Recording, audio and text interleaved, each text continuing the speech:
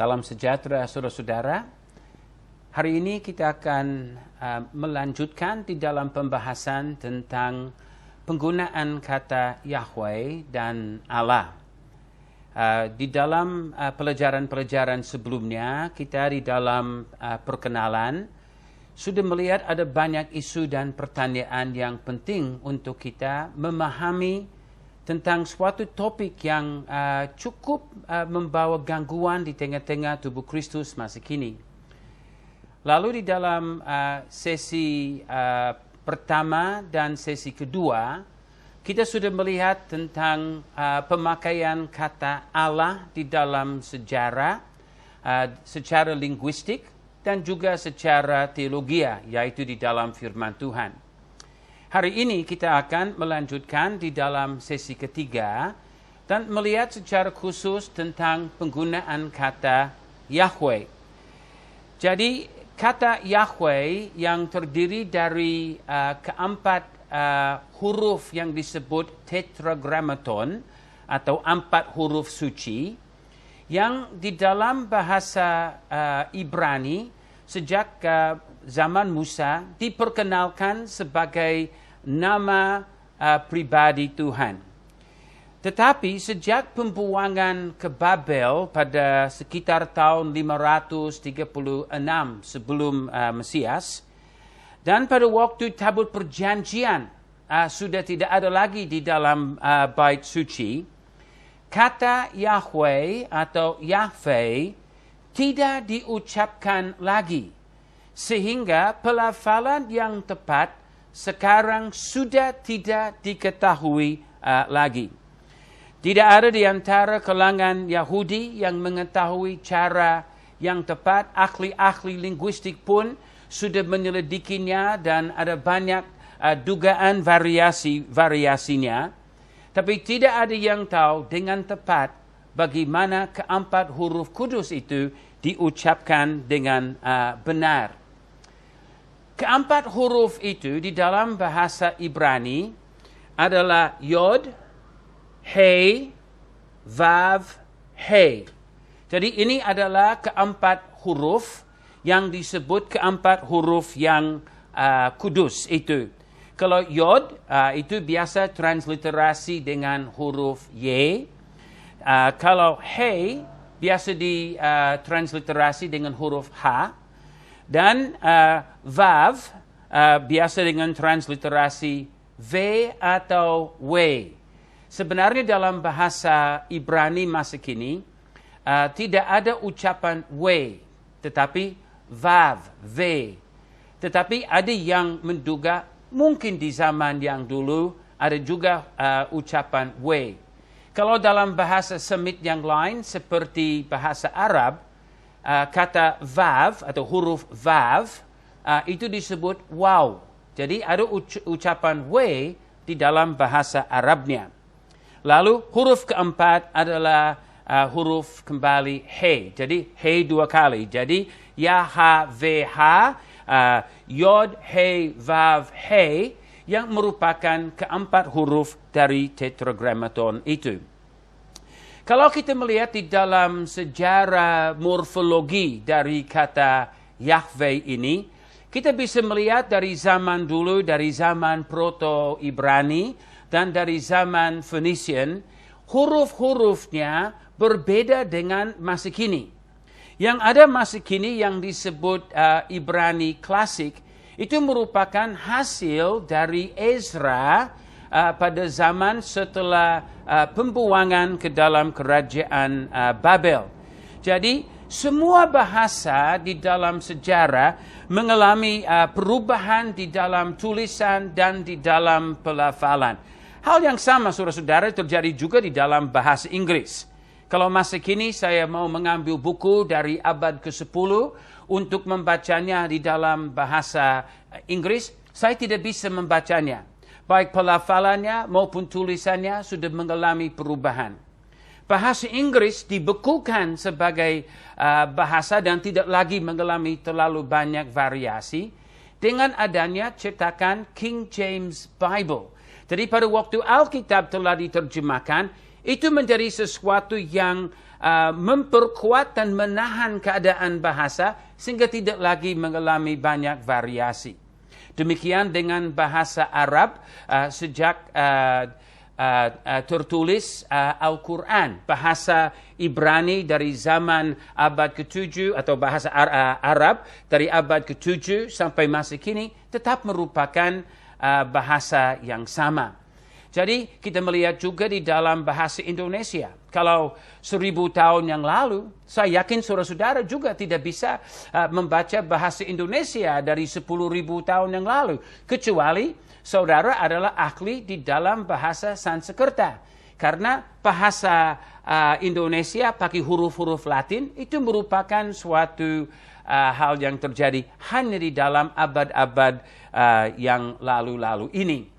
Jadi kita melihat di dalam semua bahasa mengalami variasinya. Pada waktu Musa menerima hukum Taurat dan pada waktu 5 kitab pertama Alkitab ditulis, pada waktu itu bahasa Arabnya, bahasa Ibraninya berbeda. Yang sekarang adalah hasil dari zaman Ezra. Jadi bahasa bisa mengalami perubahan. Ini menjadi sesuatu yang penting sebab kalau kita mau berbicara tentang morfologi atau bentuk dari bahasa Ibrani dan kata Yahweh, yang orang-orang katakan bahwa kita harus kembali kepada aslinya. Tapi ucapan aslinya tidak diketahui. Dan saya perlu bertanya, apakah satu bahasa kalau kita harus kembali kepada aslinya untuk mengucapkannya dan untuk menghormati nama Tuhan, apakah itu hanya dalam ucapan atau juga di dalam tulisan? Karena kalau kita benar-benar mau menghormati nama itu, berarti ya kalau dikatakan harus diucapkan dengan cara yang diberikan kepada Musa, maka kita juga harus kembali kepada cara tulisan bahasa Ibrani di zaman itu. Jangan kita pakai huruf-huruf Latin di dalam Alkitab kita. Kita kembali kepada zaman proto-Ibrani supaya kita menggunakan yang asli. Tapi saudara-saudara, Alkitab bukan demikian. Allah kita, walaupun Allah tidak berubah, makna namanya, inti dan esensi namanya tidak berubah, kita melihat bahasa berubah terus-menerus. Karena bahasa adalah sesuatu yang tidak statik, tapi dia bertumbuh terus.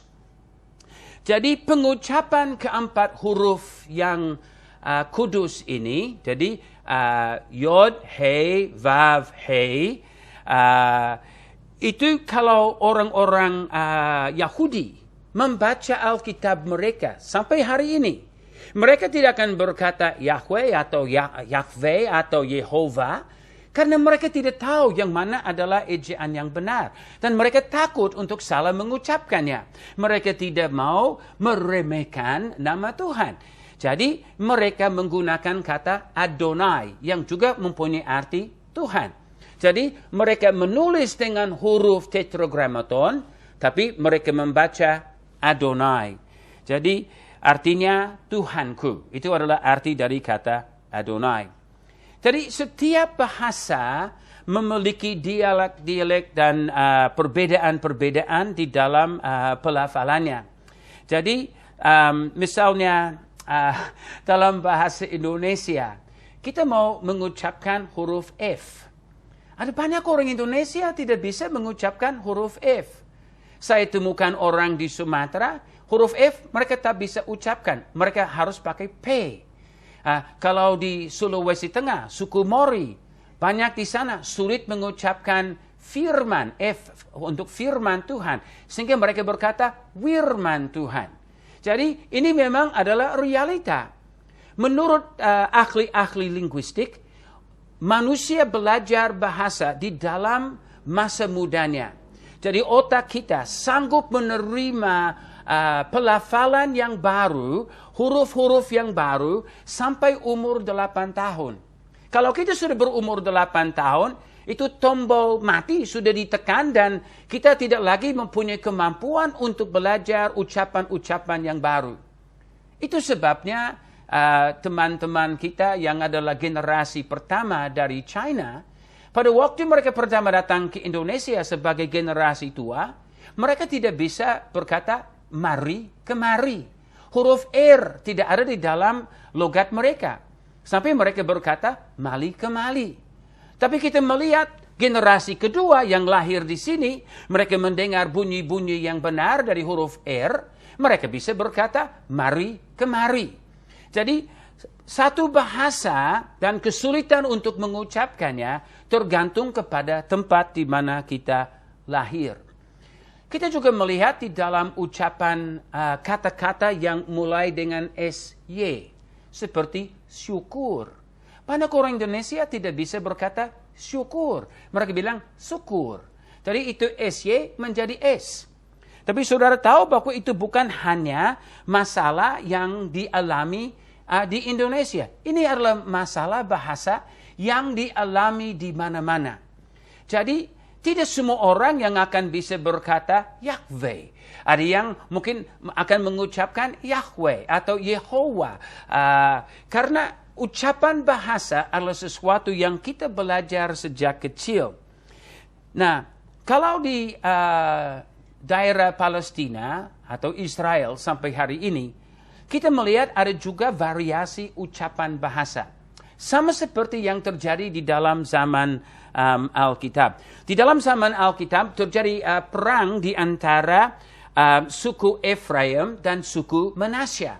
Nah, pada waktu itu, pada waktu orang dari Efraim mau menyeberang perbatasan di Manasya, Yefta sebagai hakim yang berasal dari suku Manasya, dia memeriksa mereka apa mereka bisa mengucapkan bahasa dengan benar. Nah, kita lihat di dalam kitab Hakim-Hakim pasal 12. Sebab di dalam kitab Hakim-Hakim, di sini kita membaca apa yang telah terjadi pada waktu orang-orang mau menyeberang dari satu wilayah ke wilayah yang lain.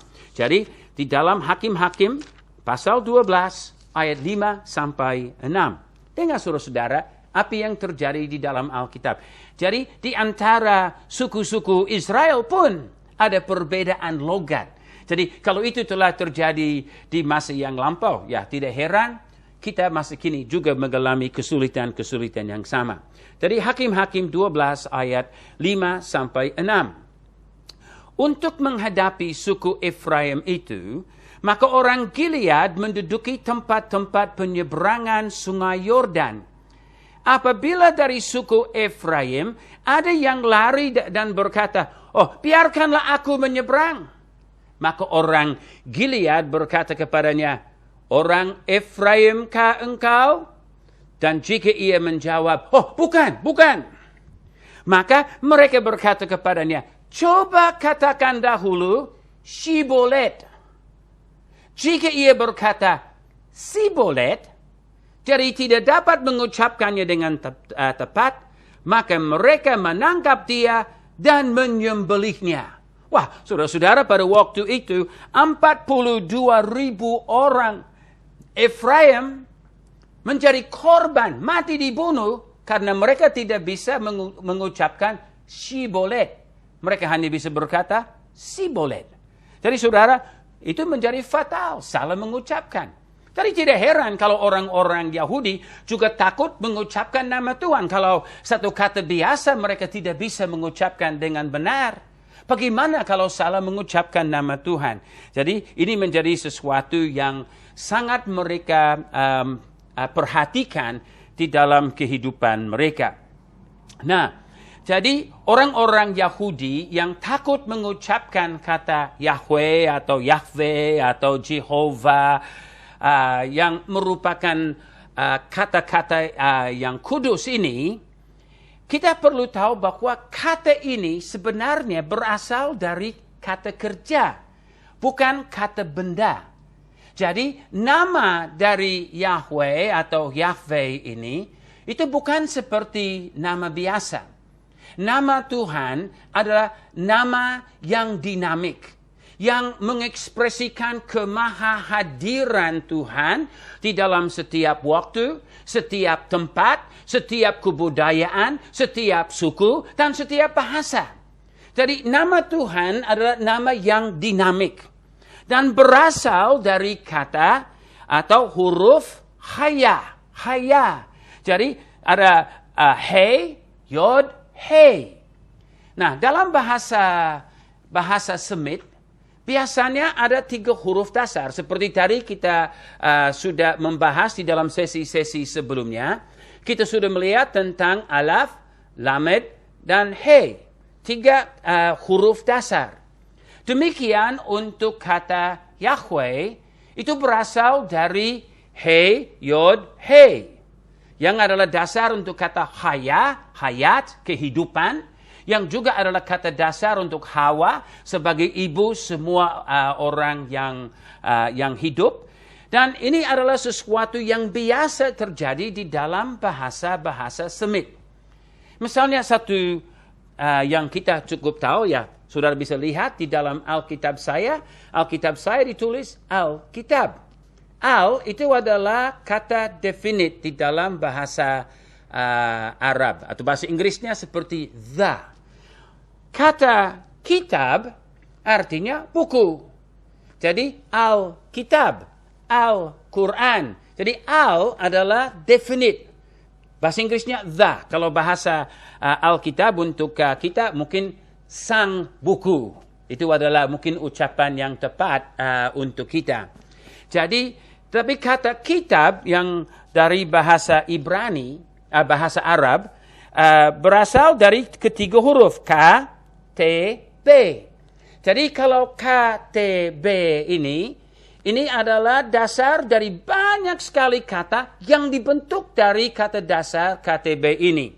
Jadi kitab, buku, kutub, buku-buku, kitabah, tulisan, maktabah, perpustakaan, tempat di mana kita kumpulkan tulisan.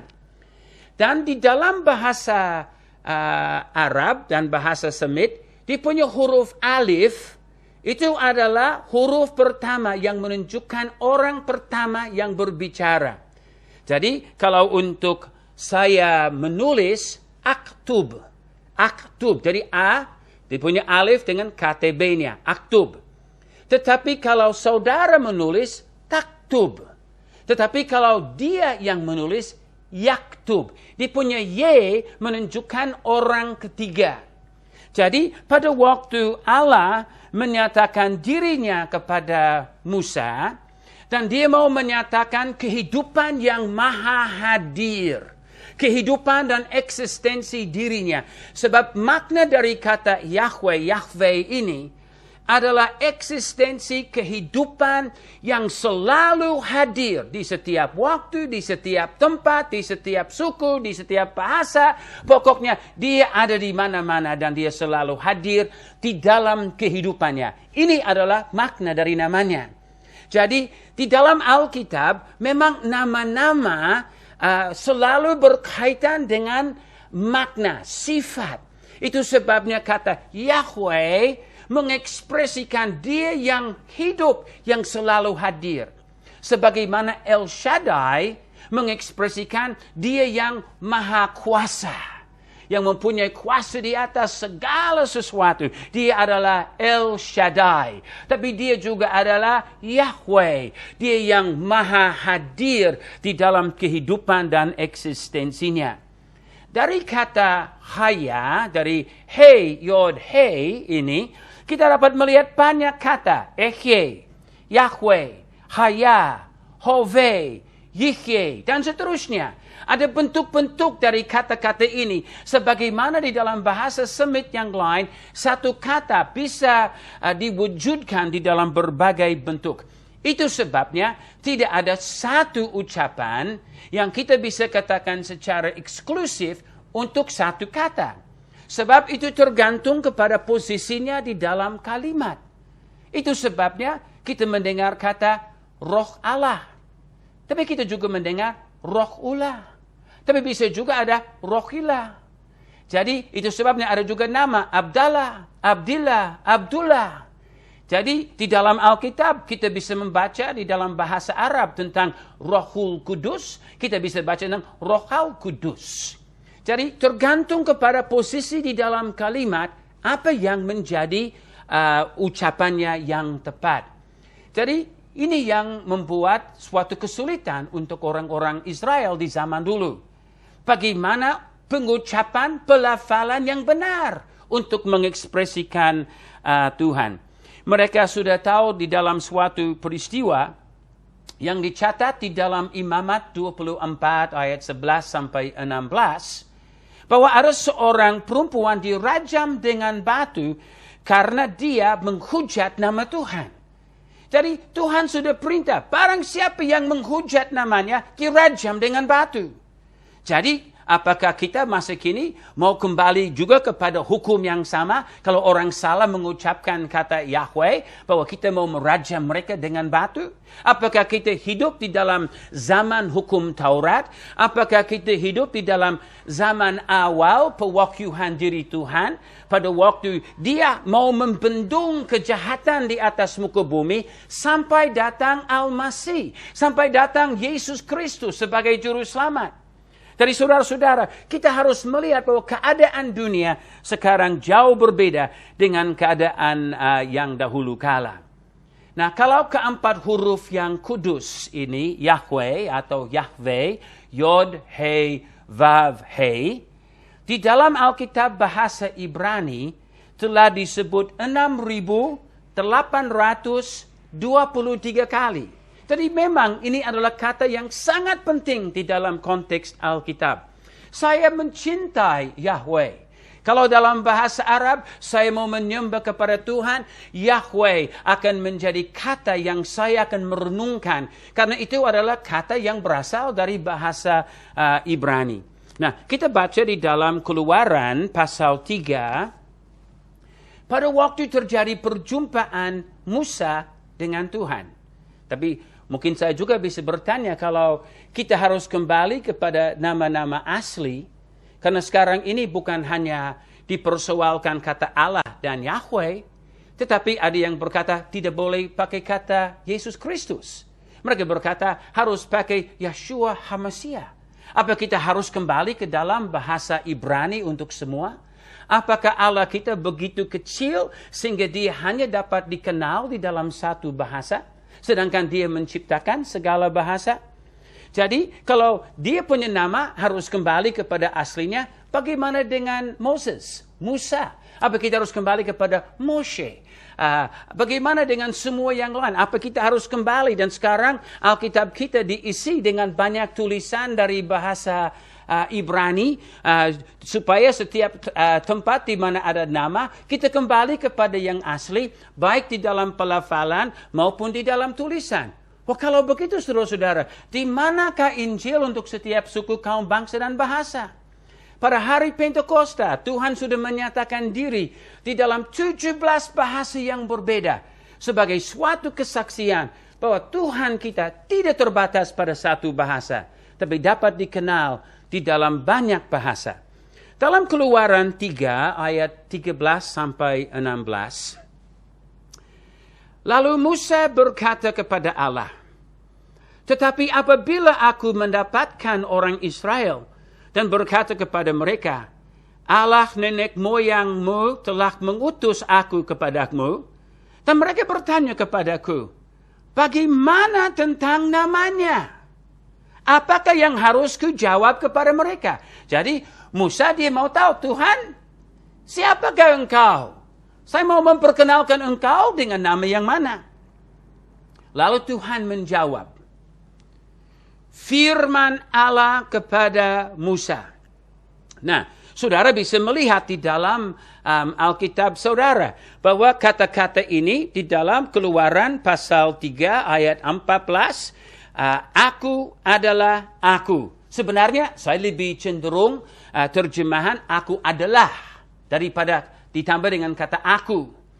Sebab bahasa Inggrisnya juga kita mengalami kesulitan yang sama. Bahasa Inggrisnya I am that I am. Dan dalam bahasa Inggris, kalau kita berkata I am, kita tentu akan menyambung dengan berkata I am what? Aku adalah apa? Jadi ini adalah satu kata atau ekspresi yang sepertinya kurang lengkap. Kenapa di dalam keadaan begini?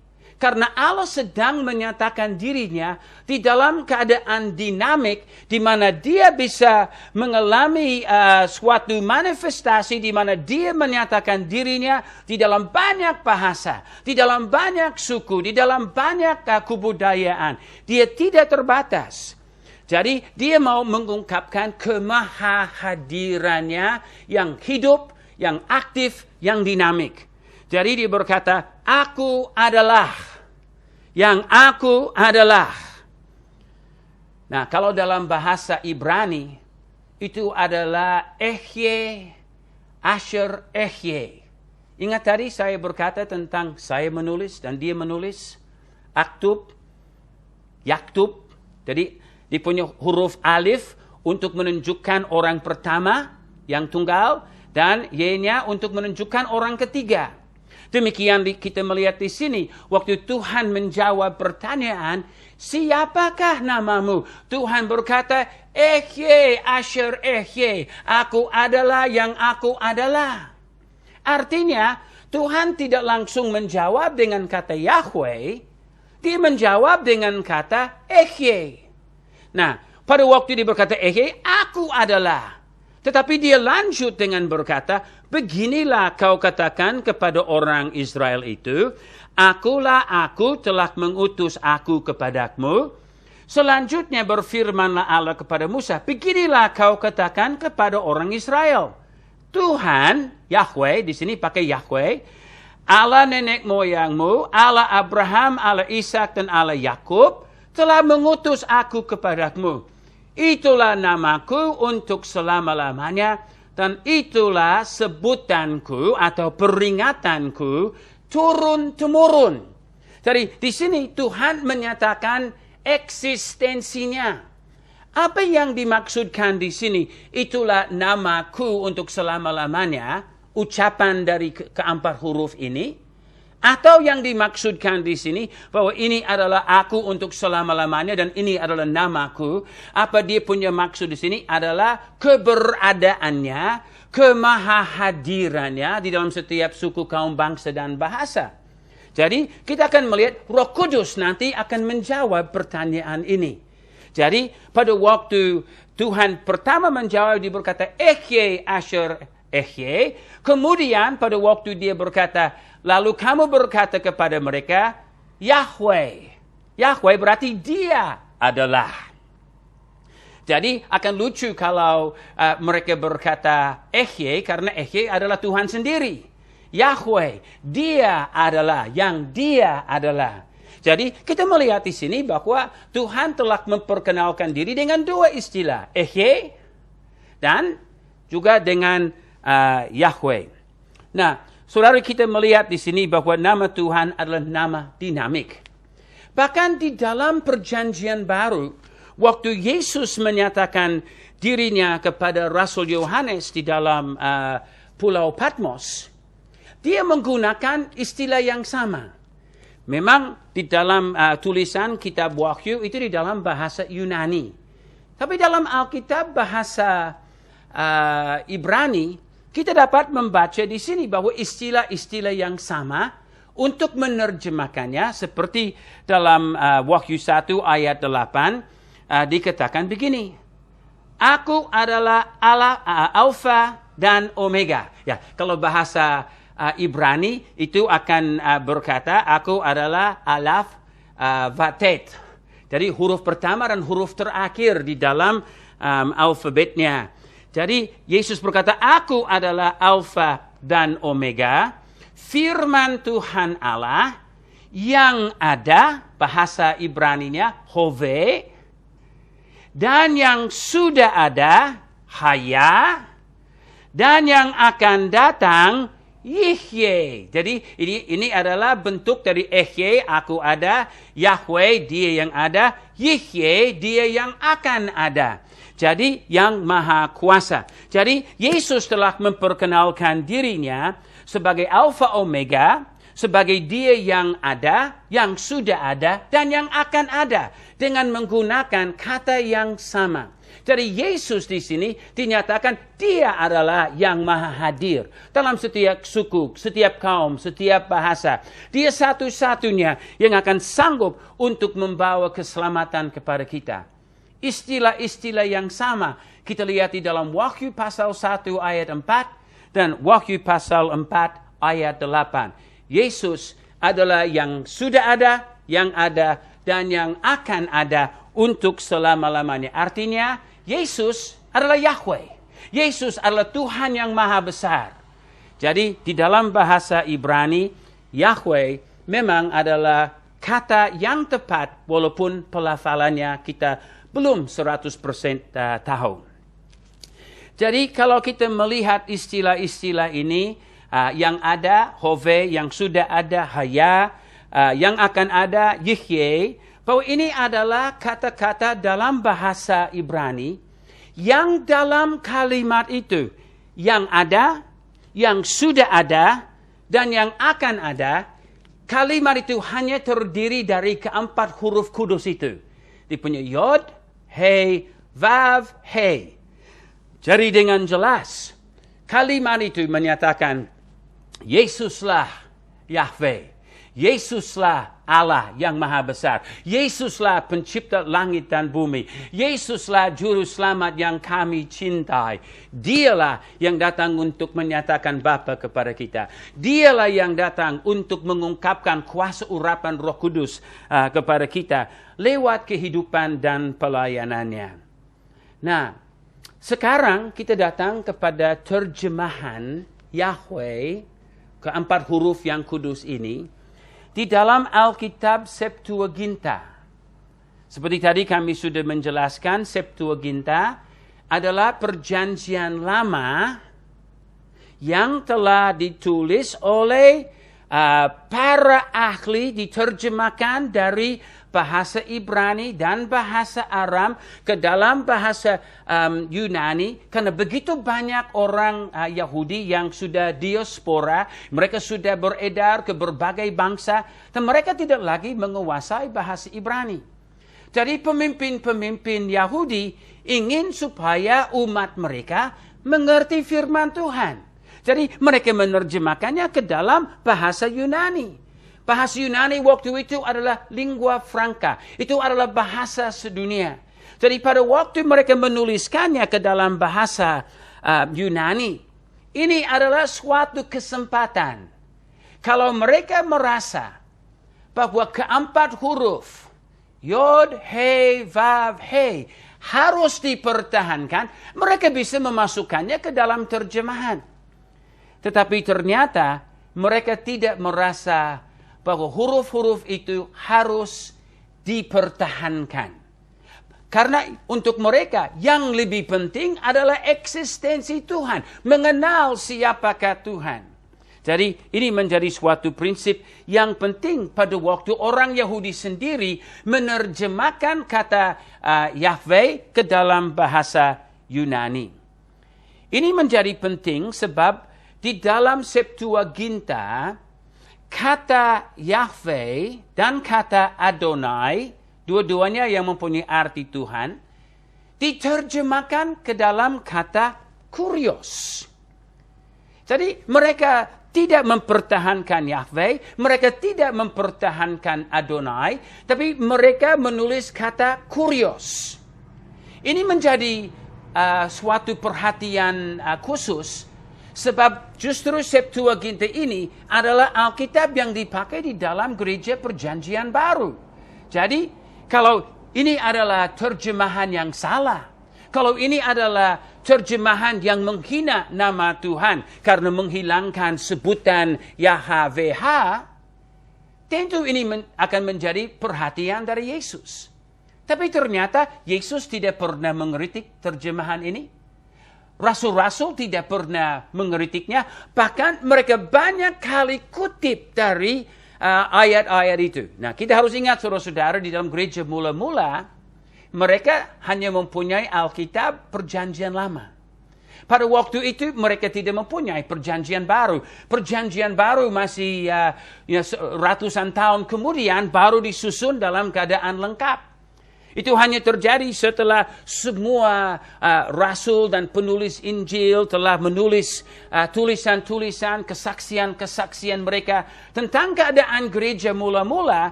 Dan pada waktu mereka menuliskannya, mereka tidak tahu itu akan menjadi bagian dari firman Tuhan. Mereka beranggapan bahwa apa yang mereka tulis hanya merupakan sesuatu yang Tuhan sedang suruh mereka lakukan. Mereka tidak tahu itu nanti dikumpulkan menjadi perjanjian baru. Jadi Alkitab untuk gereja mula-mula untuk 100 lebih tahun yang pertama adalah Septuaginta ini. Jadi Alkitab ini dipakai di dalam gereja mula-mula.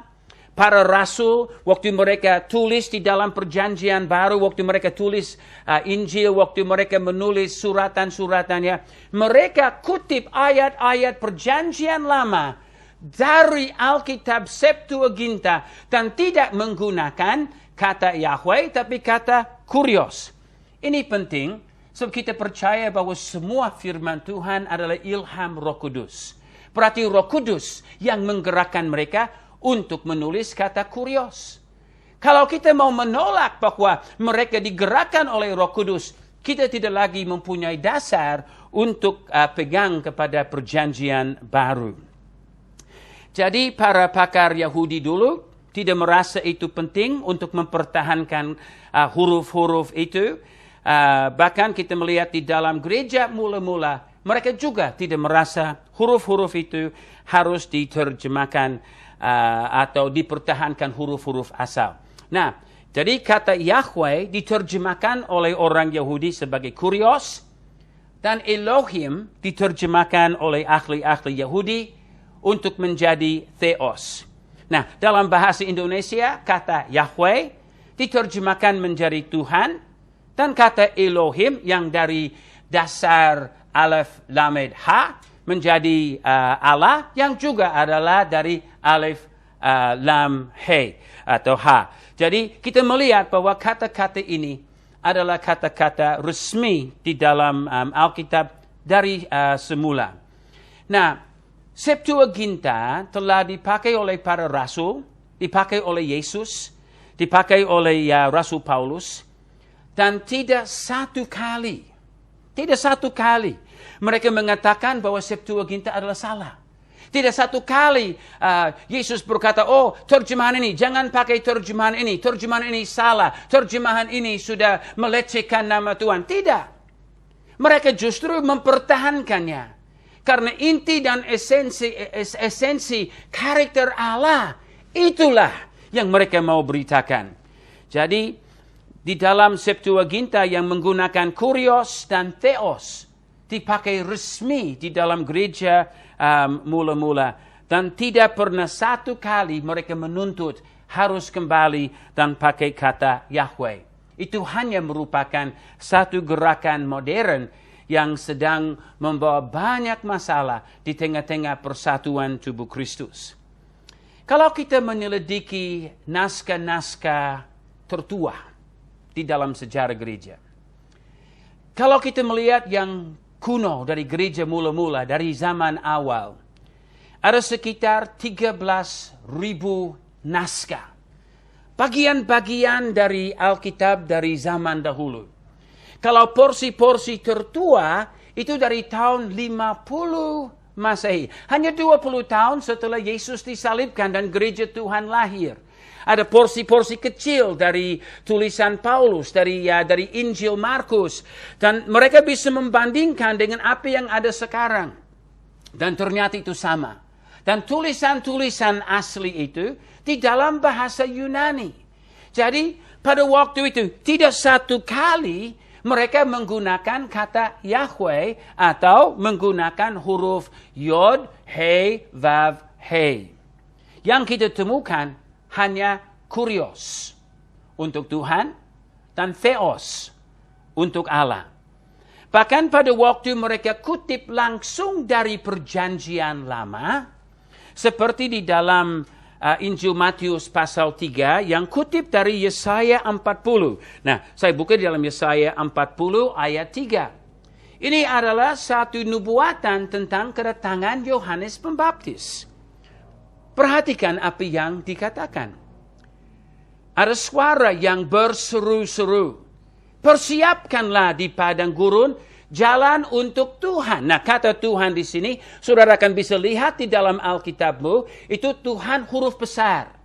Biasa Lembaga Alkitab Indonesia menerjemahkan setiap kali ada huruf asli YHWH dalam bahasa Arabnya, bahasa Ibraninya, mereka menulis di sini dengan kata Tuhan dengan huruf-huruf besar.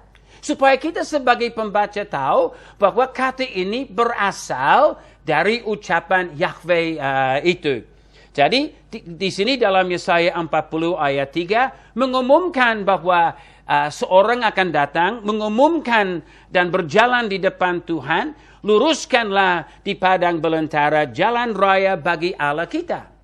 Jadi ini adalah Yohanes Pembaptis, dinubuatkan oleh Nabi Yesaya. Lalu kita datang ke dalam Injil Matius pasal 3, ya mulai dari ayat pertama. Di sini kita baca, dikatakan, pada waktu itu tampillah Yohanes Pembaptis di padang gurun Yudea dan memberitakan, bertobatlah sebab kerajaan surga sudah dekat.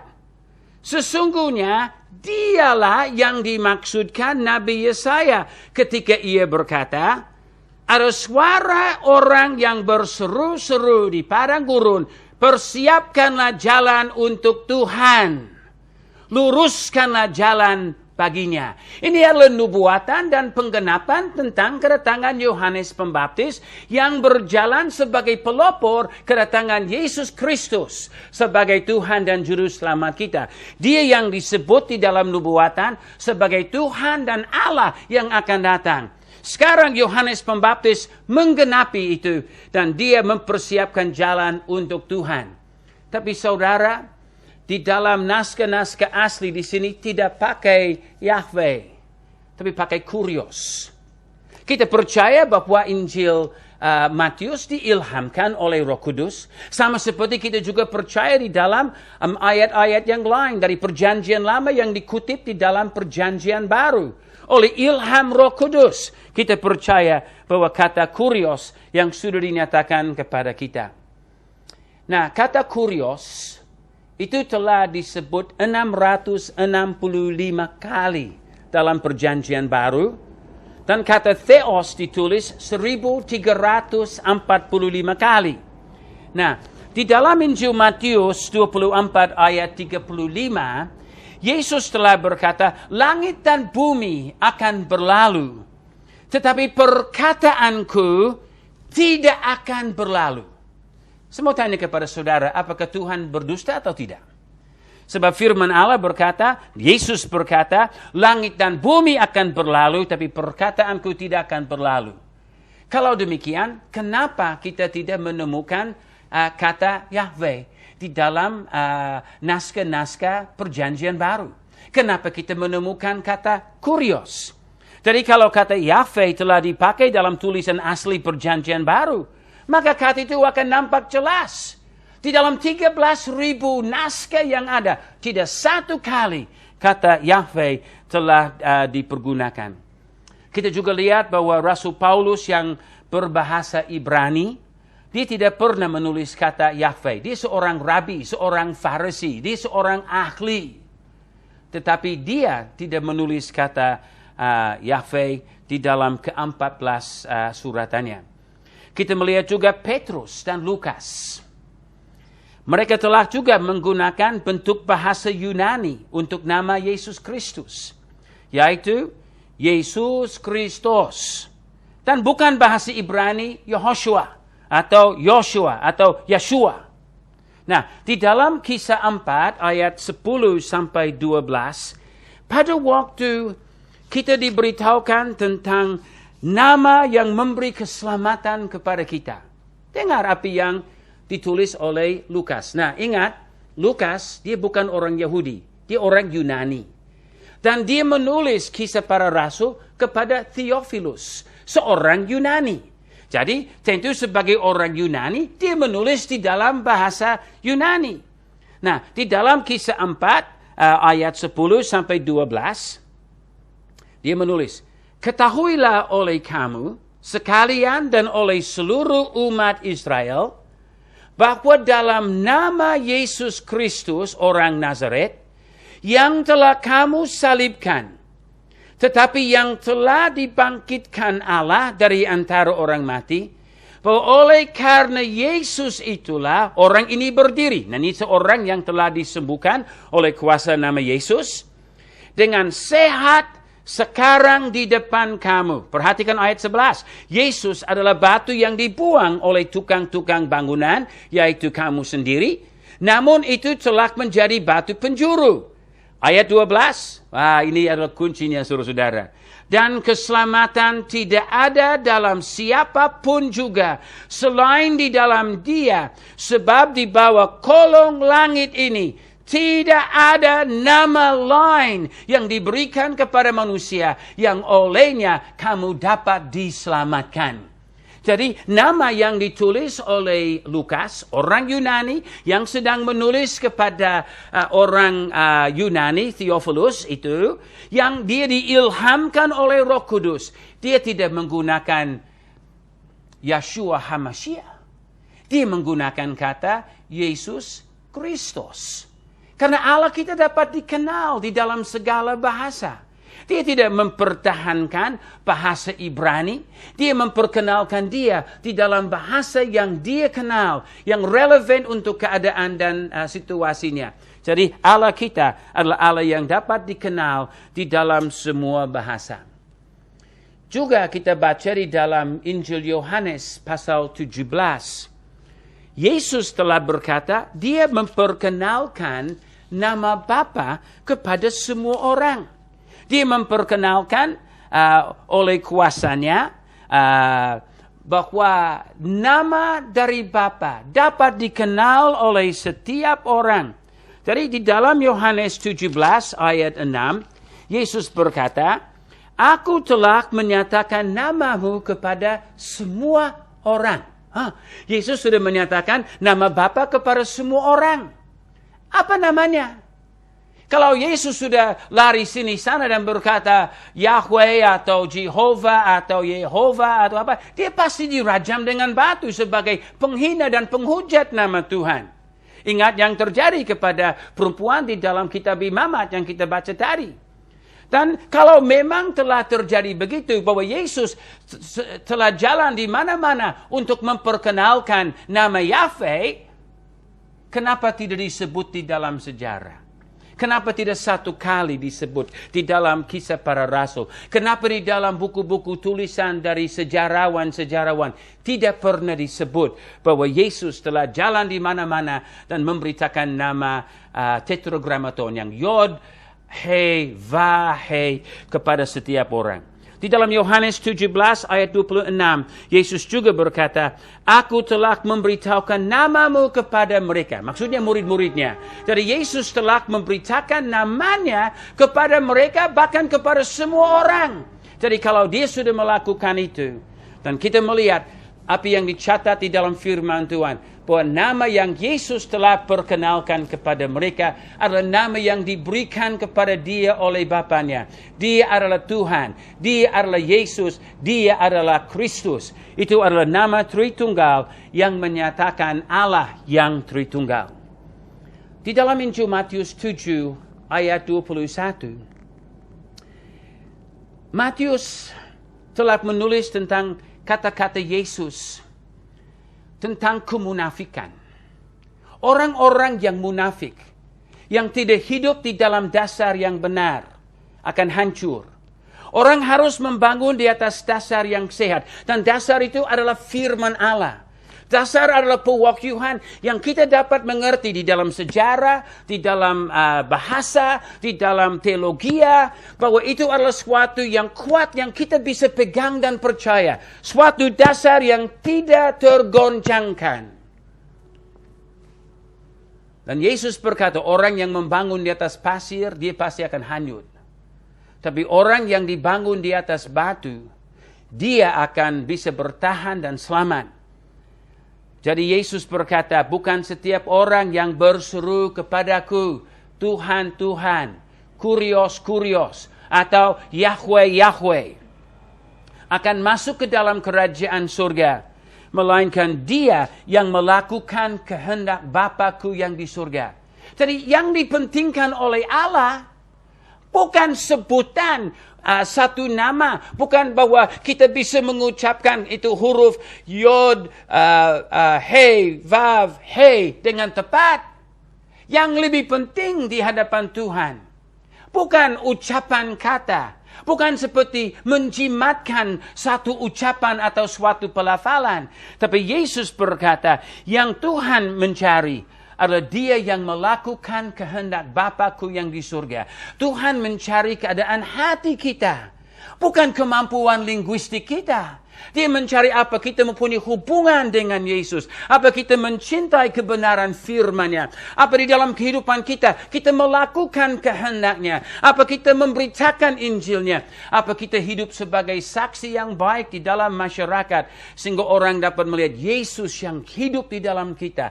Yesus yang melepaskan kita dari kuasa dosa. Yesus yang memberi pengampunan. Yesus yang memberi keselamatan.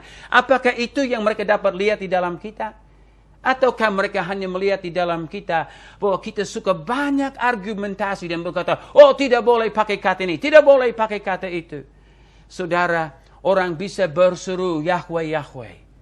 Tetapi kalau mereka tidak melakukan kehendak Bapa, Yesus berkata, mereka tidak akan masuk ke dalam kerajaan-Nya.